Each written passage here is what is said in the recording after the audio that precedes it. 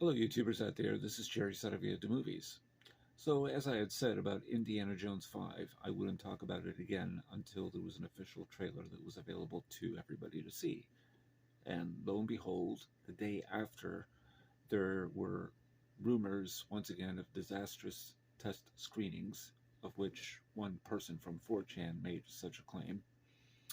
And this guy, Doomcock, his name is Doomcock, on YouTube, uh, supported or at least seemed to agree, if not heard the same thing before, um, about a disastrous test screening, and that there have been several other disastrous test screenings, so it's worse than anyone thought. Today is not just the official trailer, which was shown at the Disney Expo about a couple of months ago now, but now the official title. So the title of the new Indiana Jones picture is The Dial of Destiny. And now that I've seen the trailer, at least the way we're meant to see it, as opposed to watching it through somebody's little camcorder um, or phone, I guess. Nobody uses camcorders anymore, really. Um, I have to say, this film looks epic as hell. I've been talking about Indiana Jones 5 now for almost 10 years. And it's really something to finally see this um, trailer.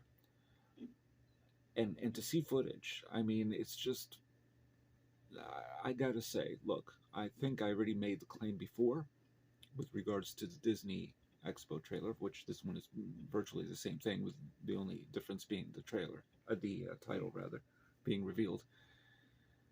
But I will say, this film, it has it. It's got the Indiana Jones feel. It has everything you would expect. It's got the car chases, something going on a train at night with rain. He's got his bullwhip. Um, it's very clear now Phoebe Waller Bridge, which has been revealed already anyway. It's no surprise, plays his goddaughter. And we don't know who is the person of which she's goddaughter, you know, her father or her parents. At least we don't know yet. The guy on 4chan apparently said Marcus Brody. I'm going to take a guess and say probably not, but who knows? We don't really know that for sure yet, because no last name has been revealed or anything else. Um, anyway, but the main thing about this trailer is that for me, it definitely has that sense of high adventure. So I'm going to lay claim right now and say I think, even though I haven't seen it, so of course I don't always do this. And trailers can be deceiving, but most trailers for Indiana Jones movies have been pretty much they stuck to what the movies were, the spirit of them. This may be the very best damn Indiana Jones flick that we've had since back in the heyday. And, you know, I'm not going to apologize for Crystal Skull and say, God, how could I like this movie, and apologize, you know, for it, for liking it. But this film has an even higher pedigree of high adventure to it, I think. Still not clear what exactly the Dial of Destiny is. You see there's some sort of a device or some sort of a stone tablet that's circular, and it could be that that's the dial, that maybe it does have a linkage to time travel in some strange way, perhaps. That doesn't mean time travel will happen in the movie, but you never know. Um, Other things that occur to me, of course, the return of Sala, which now you can see it very clearly in HD, his appearance.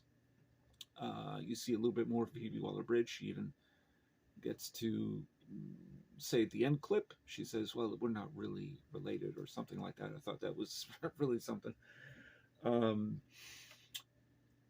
but the other thing that got to me, I think, about the trailer is it just builds up the excitement between the parade scenes, of which we see quite a bit of, um, a de-aged Indiana Jones from what presumably will be the opening sequence of the film. And apparently Empire magazine has has legitimized that claim, that it opens with Indiana Jones at some sort of castle, perhaps in Germany. Um, he's wearing a Nazi uniform. Doesn't look all that different from the one he wore in Harrison Ford wore in Hanover Street. Um, and a bag is, you know, he's he has a bag on his head and it's pulled back. Um, it's really hard to say much more about it.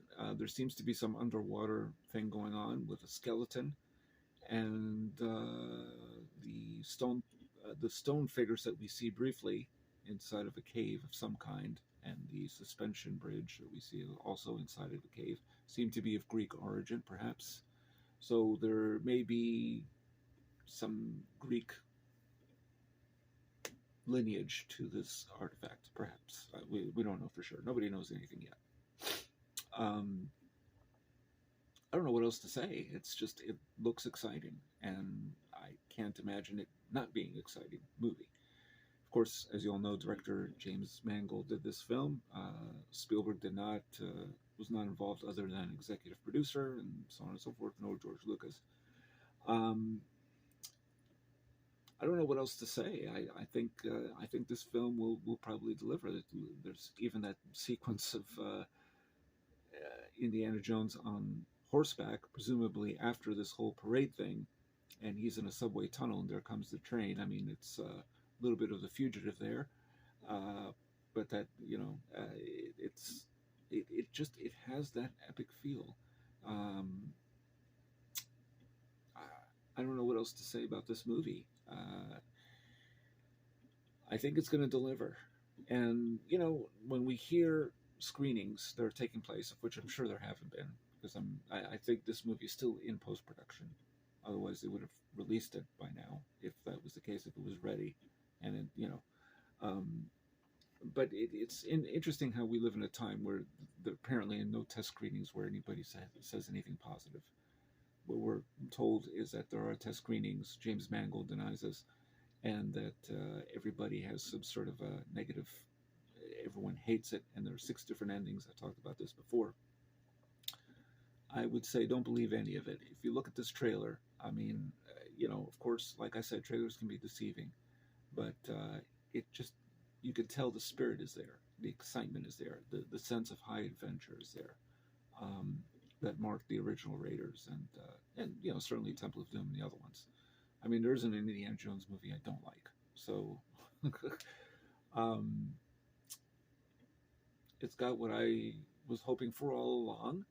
I always assumed, even back in the day, time travel would enter the picture, but perhaps it's more of an afterthought as opposed to actually these 2 characters, Helena and Indiana Jones, going through time travel wormholes or whatever. I sincerely doubt that that's going to happen, but who knows? It's still early in the game, but we have a title and the official trailer's up, so I'm going to have a link to the trailer, which I'm sure anyone watching this has seen it already. So my verdict is this is going to be one of the very best ones in the series for sure, and already we have 4 pretty damn good films, I would say. So that's all I got to say. Don't trust everything that you hear about negative test screenings. Looks like the film is still in post-production mode for sure. But the de-aging looks pretty good. It's just, another thing to keep in mind, which a lot of people are not saying or discussing, but it is seems to be true unless it's proved otherwise. This is the first Indiana Jones film to be shot on high-def video. But the look of the film still looks like film. But, that would be my only real complaint, only because I heard that. But watching it doesn't bother me. It looks like the film still has what is needed to make it work. The spirit of it is there. The sound effects are terrific. Some astounding imagery between the burning castle, the underwater footage. It looks like they really tried to evoke a time and place, and with every single shot that you watch, including him teaching. It's interesting. It looked a little more shadowy, the classroom, than usual, but there's always a classroom scene. The only one that doesn't have a classroom scene is Temple of Doom. That's the only film in the series where he starts off on some sort of other adventure, and then migrates into another one almost immediately. Never returns back to the university until at some point after the movie. So those are my thoughts. Lend me your thoughts. Tell me what you think. And this is pretty good. It's just interesting that this trailer is released today, and the title officially, and this comes in direct opposite. I think once you look at the footage, in terms of test screenings and all this other nonsense, which is probably just nonsense. But people will believe what they want to believe. If you tell anyone something positive about the movie, they think you're lying. So it's interesting. And nobody wants to believe the director, who says there have been no test screenings. So anyway, those are my thoughts. Lend me yours. And if you like what you hear, please subscribe to my channel. And it's possible I'll look a little more deeply into the footage. But for now, I got to say, I don't...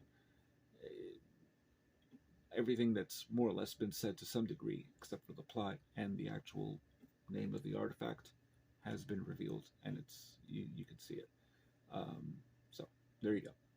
And this is Jerry Sadovy at the Movies, signing off.